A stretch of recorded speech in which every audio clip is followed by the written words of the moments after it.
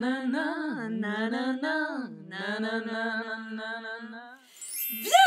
dans l'émission Vic NL. Vic NL.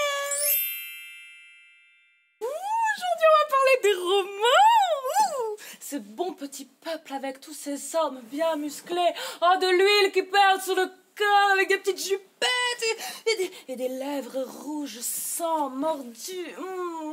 Ça va, je te dérange pas? Non, non, pas du tout. Tu vois, je disais que le peuple romain était un peuple très civilisé.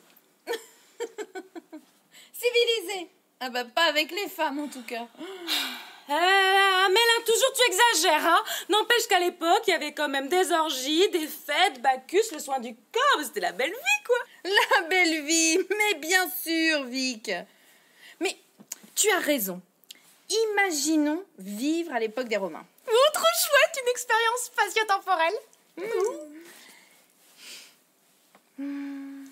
Tu es chez les Romains. Et tu viens au monde en tant que femme. Et là, tu es mineur à vie. Bah, n'importe quoi. Ah si, si. Ta faiblesse d'esprit légitime ton incapacité juridique. Mais tu triches, hein, c'est pas du jeu, ça. Les Romains voient leurs femmes comme des êtres fragiles, doux, à protéger. Oh bah, tu vois qu'ils étaient bien, ces Romains. Ah oui, ils étaient bien. D'ailleurs, pour bien les protéger, ils les ont enfermées dans les maisons. Elles n'avaient plus le droit de rien faire.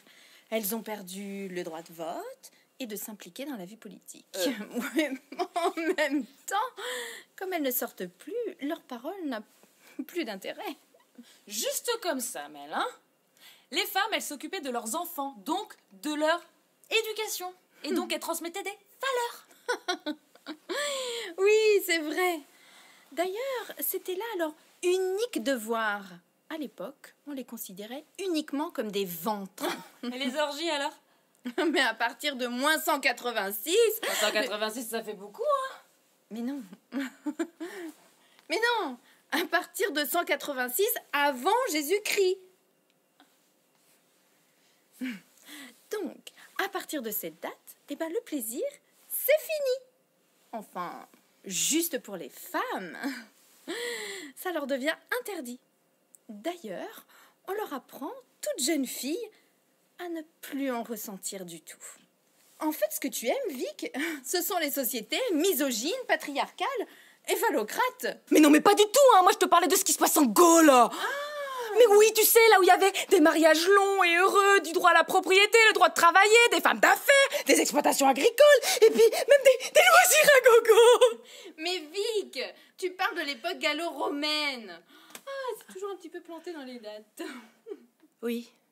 Enfin, il y a quand même quelque chose qui était un petit peu méchant quand même, hein. C'est que les femmes qui pouvaient pas ou plus avoir d'enfants, on les appelait anus decrepita. Les lois romaines qui rendaient les femmes inexistantes ont été mélangées avec celles des Gauloises, bien plus féministes. Enfin, les femmes y ont perdu quand même. Bah ouais, le mariage obligatoire à 12 ans, minimum 3 enfants. Non mais en vrai c'est dingue. Tu te dis que les Gauloises, elles ont accepté ça, quoi. Ça retourne en arrière, mais monstrueux. Mais Vic, tu te souviens des Gaulois qui avaient à peu près la même carrure que leurs femmes? Eh bien, tes Romains, si bien musclés, de fait, ils ont pris le pouvoir par la force. Donc si je comprends bien, en fait, à chaque crise, le droit des femmes est remis en question.